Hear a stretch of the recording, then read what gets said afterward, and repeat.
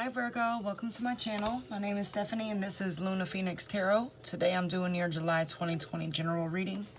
This is going to be for Virgo, Sun, Moon, Rising, and Venus. Take the message as it resonates, leave what doesn't. It may not be your story. There are other amazing readers on YouTube.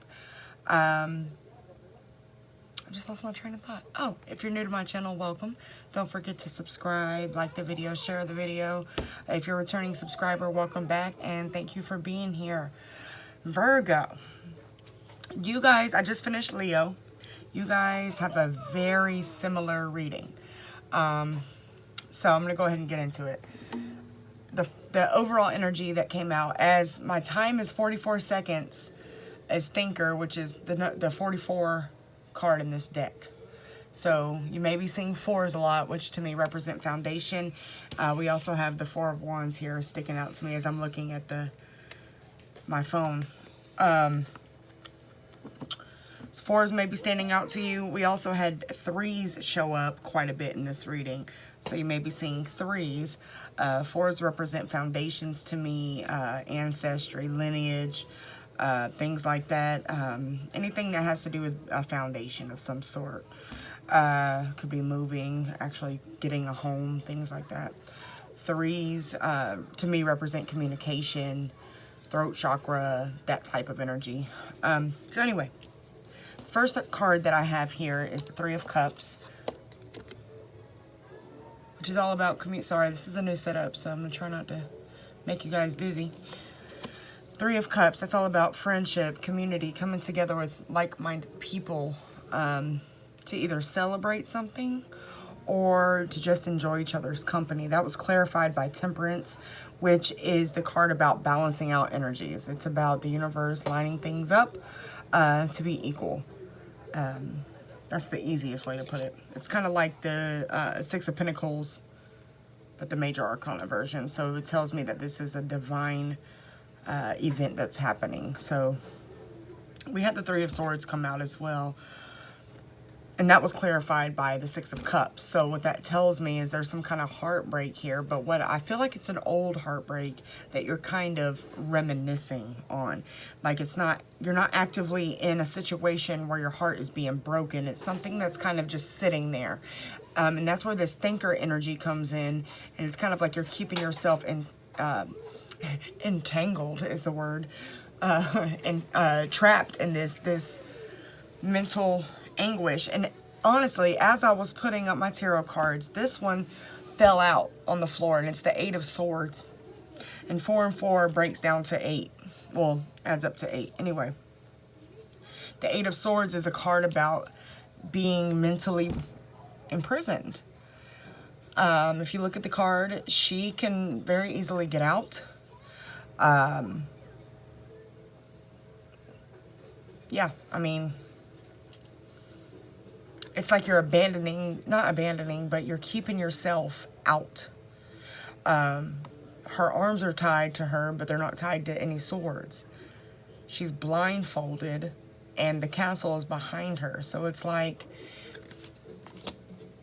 she has to make the decision to basically just unravel the chains, I guess. Why am I having a hard time describing this? I don't know. Anyway, maybe you're having a hard time communicating, and that's why threes are coming out. Maybe you're not able to express yourself, and you're saying things that you don't mean to say.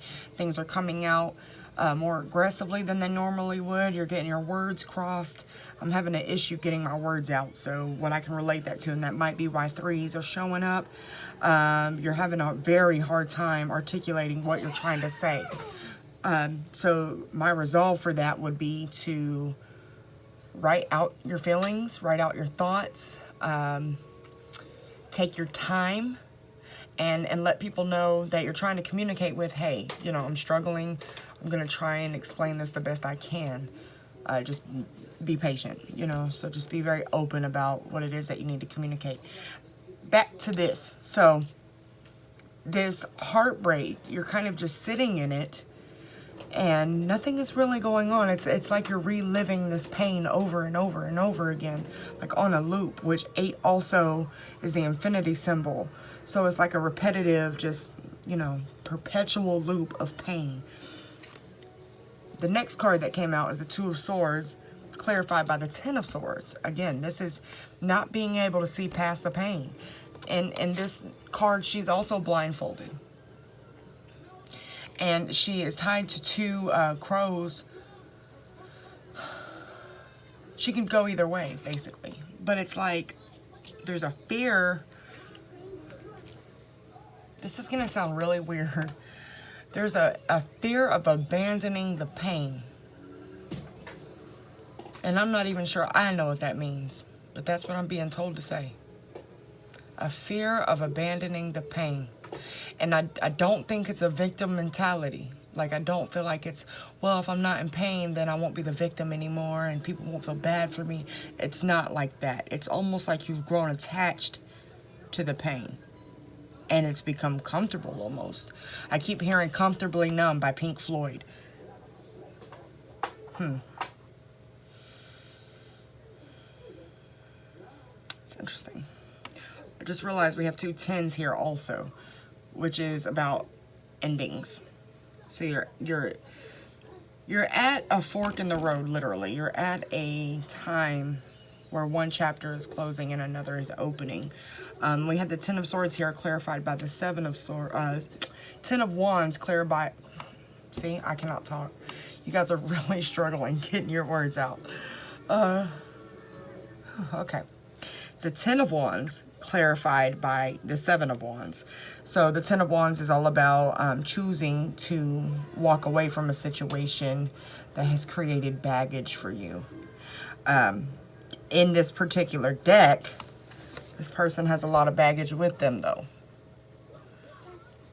The Seven of Wands, clarifying that. The Seven of Wands is about kind of blocking things off. So it's an unhealthy attachment. And this is just, I don't know if this is being channeled right now because it almost don't make sense to me, but I'm just going to get it out. It's like an unhealthy attachment to trauma and heartache that you're carrying as baggage, and you're blocking your blessings. And this is what sounds like the Leo reading. You're blocking yourself from accepting love. You're blocking yourself from accepting abundance, financial stability, new career opportunities, reuniting with family. You're blocking yourself from it because you're so attached to the pain. It's like your little, like I call my kids my little broke friends. It's like your little broke friend that just hangs around you all the time. Yeah, but it's not serving you. I mean, my kids, you know, are my life. But pain isn't really serving you. It's, you know, you gotta let that go. Right behind that, we had death come out. I love how death is depicted in this card. This is one of my favorite cards. It's Scorpio. I'm a Scorpio, but the representation of death is just, it's beautiful to me, because you truly cannot move into a space of new carrying this toxic attachment that you have to pain.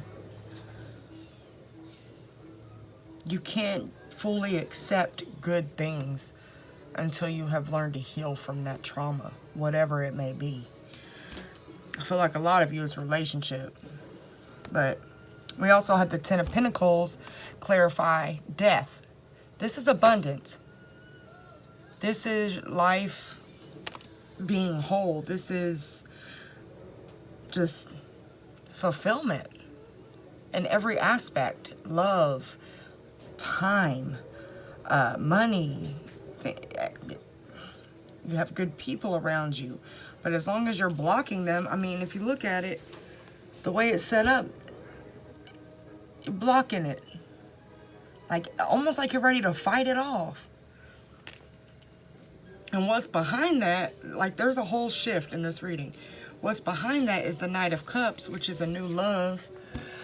Somebody coming in wanting to bring, you know, just, whether it's romantic, this card represents romance, but it could be just a soulmate.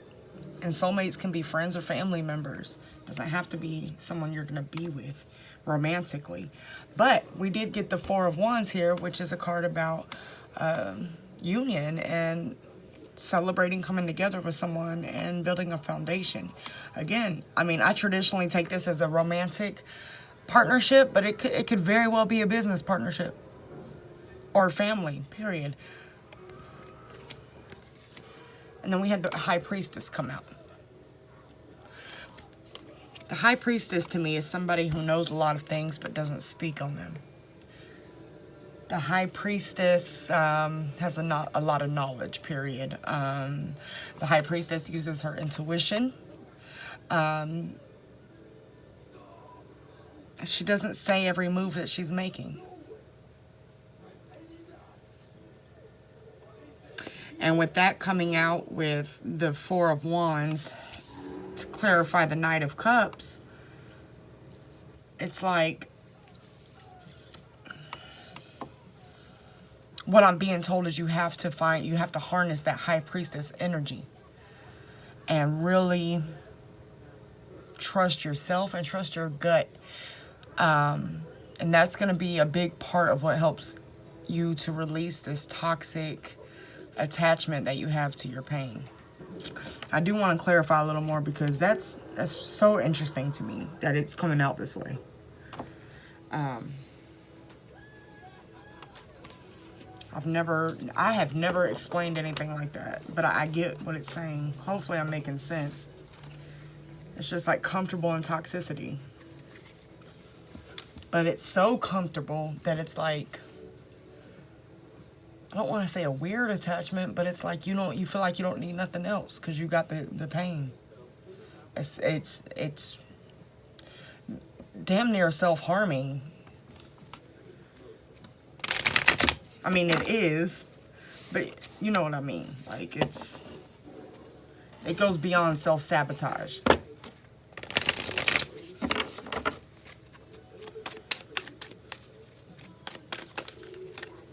But only you can change that. Like you can't. And I think you know that, and that's why you're blocking people off, because you know that you have a healthy codependency on people and relying on them to make you happy. So it's like you've gotten that part of the message, but instead of healing the pain and the abandonment issues I'm feeling for a lot of you, you're just kind of like sitting with it like, all right, that's my dog. Like, we're just gonna ride it on out together. And I mean, you can live that way if you want to. I don't know who wants to live like that, but what advice do we have for Virgos for July 2020? A new romantic cycle begins. But here's the thing, you have to allow it. Somebody's definitely coming in, and it's somebody who is genuine. I feel it's somebody who's genuine, somebody who has your best interests at heart. And I feel like a lot of you, it's somebody from the past. It's not this person that you've been thinking about. This person caused you a lot of pain. This is somebody else. This is probably a friend. I feel like it's somebody at one point you had a really good friendship with, that they're coming in a different energy now. Your dreams need a practical plan. What this is telling me is, get real with yourself. Write out what you need to do to achieve the goals that you want to achieve. Set small goals and then build on them.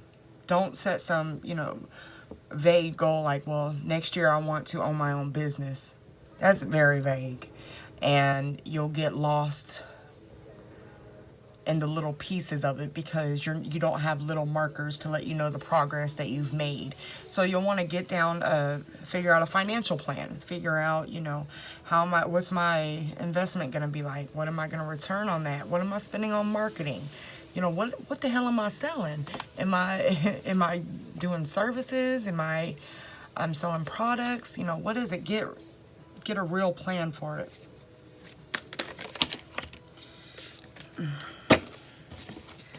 I'm just throwing cards everywhere.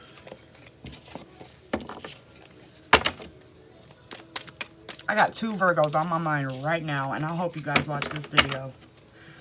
Oh, and don't forget to subscribe if this is resonating. If not, if not, I don't know why you're still here at 15 minutes, but All right, any other advice for Virgos in July 2020?